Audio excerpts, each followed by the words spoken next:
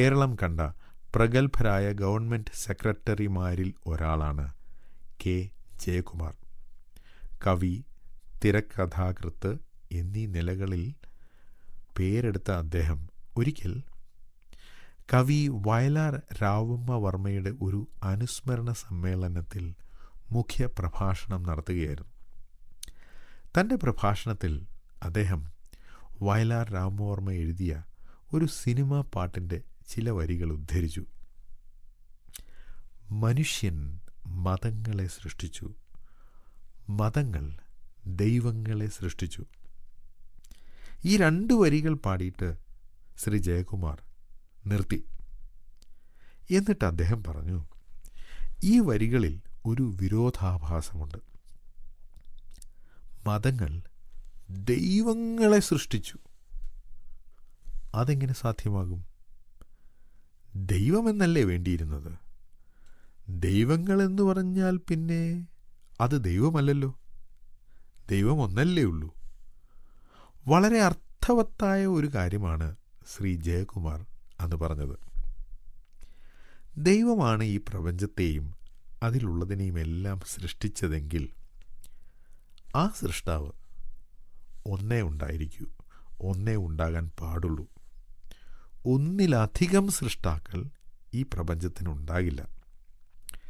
സൃഷ്ടാവായ ദൈവം ഒന്നേ ഉള്ളൂ എങ്കിൽ പിന്നെ ആ ദൈവത്തിന് ഒരു പേരും ആവശ്യമില്ല.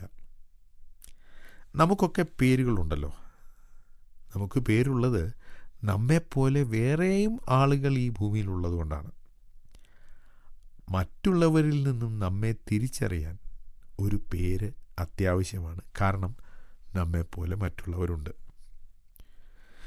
ദൈവം മോശയ്ക്ക് പ്രത്യക്ഷനായി ഇസ്രായേൽ മക്കളെ മിസ്രയീമിൽ നിന്നും വിടുവിക്കുവാൻ പറഞ്ഞ സമയത്ത് മോശ ദൈവത്തോടൊരു ചോദ്യം ചോദിച്ചു. ആരാണ് എന്നെ അയച്ചത് എന്ന് ഇസ്രായേൽ മക്കൾ എന്നോട് ചോദിച്ചാൽ ഞാൻ എന്ത് മറുപടി പറയണം? ഈ ചോദ്യത്തിലൂടെ മോശ ചോദിച്ചത് ദൈവത്തിൻ്റെ പേരെന്താണെന്നാണ്. അതിൻ്റെ മറുപടി എന്തായിരുന്നോ? ദൈവം പറഞ്ഞു, ഞാനാകുന്നവൻ ഞാനാകുന്നു. ഇംഗ്ലീഷിൽ I am that I am എന്നായിരുന്നു. അതാണ് ദൈവത്തിൻ്റെ മറുപടി. ഇങ്ങനെ ഒരു മറുപടി കൊടുക്കുവാനുള്ള കാരണം